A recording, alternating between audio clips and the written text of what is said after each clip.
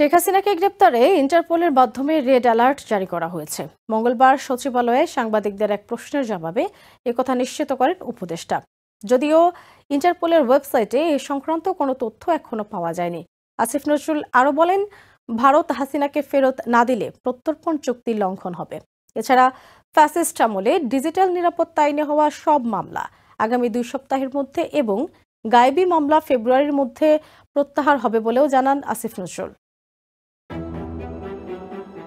জুলাই গণঅভ্যুত্থানে ক্ষমতাচ্যুত প্রধানমন্ত্রী শেখ হাসিনা সহ তার দলের অনেকেই পালিয়ে গেছেন ভারতে, যাদের বিরুদ্ধে আছে 1.5 থেকে 2000 ছাত্র জনতা হত্যার অভিযোগ।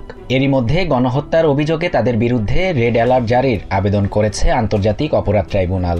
শেখ হাসিনাকে ফেরাতে ভারতকে চিঠিও দিয়েছে বাংলাদেশের পররাষ্ট্র মন্ত্রণালয়, তবে 1 মাসেও সাড়া মিলেনি প্রতিবেশী দেশটির কাছ থেকে।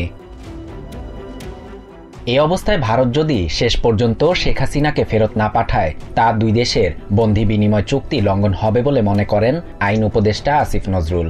ভারত যদি শেখ হাসিনাকে প্রত্যার্পণ না করে, তাহলে এটা বাংলাদেশের সাথে ভারতের যে প্রত্যার্পণ চুক্তি সেটা সুস্পষ্ট লঙ্ঘন হবে। এ সময় তিনি জানান, শেখ হাসিনাকে গ্রেফতারে ইন্টারপোলের মাধ্যমে রেড অ্যালার্ট জারি করা হয়েছে। যদিও ইন্টারপোলের ওয়েবসাইটে এ সংক্রান্ত কোনো তথ্য এখনো পাওয়া যায়নি।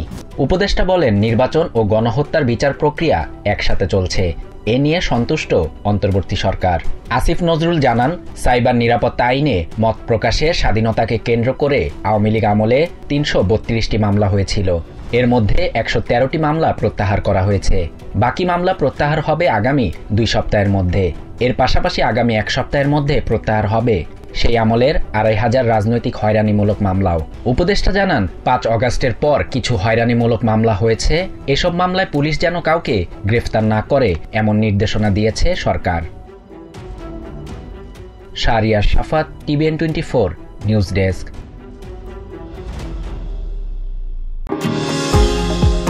নিউ ইয়র্ক থেকে সম্প্রচারিত TVN 24 টেলিভিশন বিশ্বজুড়ে বাঙালির কণ্ঠস্বর।